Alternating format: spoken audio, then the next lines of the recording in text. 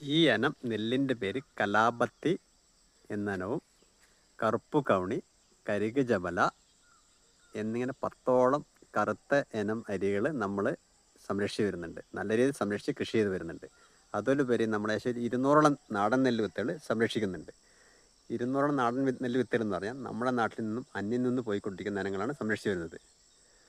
ഈ കറുപ്പ് നെല്ലിൻ്റെയൊക്കെ പ്രത്യേകത, അല്ലെങ്കിൽ കറുപ്പരി കഴിച്ചാലുള്ള പ്രത്യേകത എന്ന് വെച്ചാൽ നമ്മുടെ ശരീരത്തിന് വേണ്ട മൂലങ്ങൾ ഇന്ന് ലഭിക്കും. നമ്മുടെ ഏറ്റവും വലിയ വെല്ലുവിളിയാണ് നമ്മുടെ ക്യാൻസർ രോഗം. മാരകമായ ക്യാൻസർ രോഗങ്ങൾക്ക് പ്രതിരോധിക്കുന്ന ഒരു ഇനങ്ങളും കൂടിയാണ് ഈ ഇനം കറുത്തരികൾ. വ്യാപകമായി നമ്മളിൽ നിന്ന് ഇപ്പോൾ ഒരുപാട് ഈ രോഗികൾ കൊണ്ടുപോകുന്നുണ്ട് നമ്മൾ.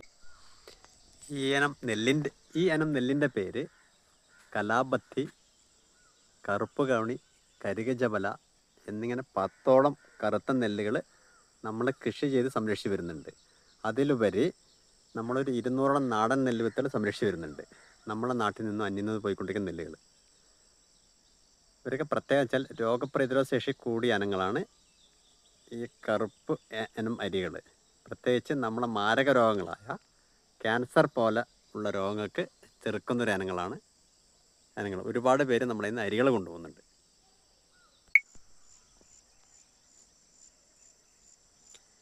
ഇനം നെല്ലിൻ്റെ പേര് കലാപത്തി എന്നാണ്. കലാപത്തി, കറുപ്പ് കണി, കരിക ജബല എന്നിങ്ങനെ 10ഓളം കറുത്ത നെല്ലുകൾ നമ്മൾ സംരക്ഷിക്കുന്നുണ്ട്. അതുകൂടാതെ 200ഓളം നാടൻ നെല്ല് വിത്തുകൾ നമ്മൾ സംരക്ഷിച്ച് വരുന്നുണ്ട്. നല്ല രീതിയിൽ കൃഷി ചെയ്ത് സംരക്ഷിച്ച് വരുന്നുണ്ട്. നമ്മുടെ നാട്ടിൽ നിന്ന് അന്യം നിന്ന് പോയിക്കൊണ്ടിരിക്കുന്ന നെല്ലുകളാണ് ഈ 200എണ്ണം പറഞ്ഞിരിക്കുന്നത്. അതിന് പുറമെയാണ് 10എണ്ണം കറുപ്പ് ഇനങ്ങൾ വരുന്നത്.